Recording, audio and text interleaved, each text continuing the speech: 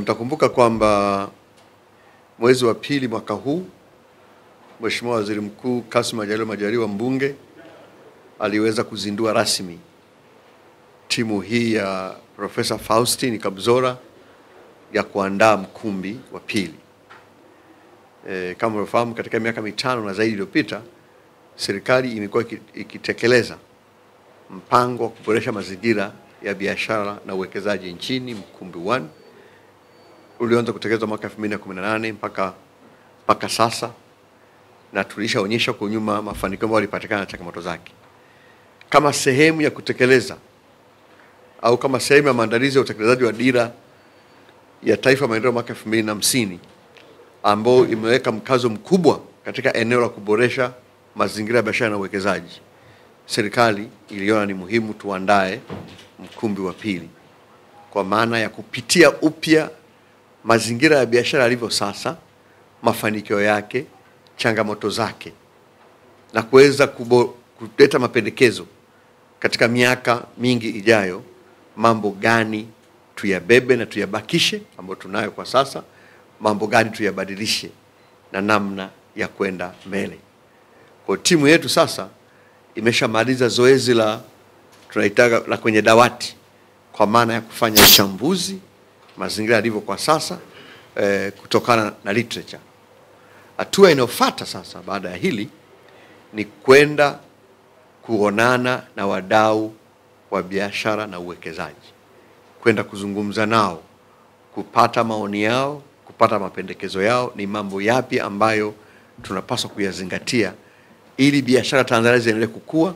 ili uwekezaji wa ndani na kutoka nje uendelee kukua. Mambo gani tuyazingatie? Sasa hilo ni eneo ambalo linafuata kwa sasa,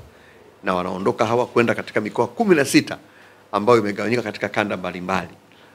huko Arusha, Dodoma, Mwanza, Kigoma, Mtwara, Dar es Salaam na maeneo mengine mengi, lakini jumla mikoa 16, na kupitia vituo hivi mikoa yote itashiriki katika kutoa maoni yao katika kuhakikisha kwamba tunapata maoni ya wafanyabiashara wenyewe, kupata maoni ya wawekezaji wenyewe, wawekezaji wa ndani na wawekezaji wa nje, wawekezaji wanaofanya uwekezaji mdogo na uwekezaji mkubwa, wafanyabiashara wanaofanya biashara ndogo na wanaofanya biashara kubwa, lakini pia hata wananchi wa kawaida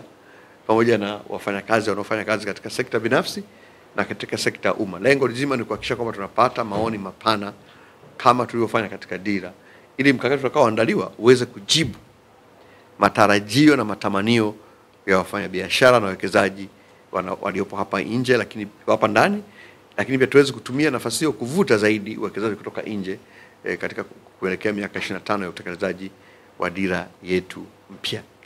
Kwa ndugu waandishi wa habari, hili ndio kubwa ambalo tumewaitia ili mtupelekee taarifa kwamba sasa taasisi zetu mbalimbali, vyama vya wafanyabiashara na wawekezaji kote nchini, Dar es Salaam na mikoani kote huko, tunaomba wajiandae, wawe tayari kuweza kuzipokea timu zetu hizi na kuweza kuwapa ushirikiano, na muhimu zaidi waweze kutoa maoni yao vile ambavyo wangependa mazingira haya tuweze kuyashughulikia. Timu hii inaenda sambamba, kama unavyofahamu Mheshimiwa Rais aliunda commission, tume yake ya kuangalia mfumo wa kodi, ambao hatimaye na yenyewe mfumo wa kodi ni sehemu muhimu sana katika kuboresha mazingira ya biashara. Kwa hiyo timu zote hizi zitakapokamilika, tunaamini tutampatia Mheshimiwa Rais mapendekezo ambayo yatamsaidia yeye na serikali yake katika kuendelea kuvutia uwekezaji, lakini pia kufanya mazingira ya biashara yaboreke na biashara kukua. Na biashara zikikua ndio maana ya uchumi kukua, na hivyo wananchi kuongeza kipato. Basi baada ya kusema hao, niwashukuru sana.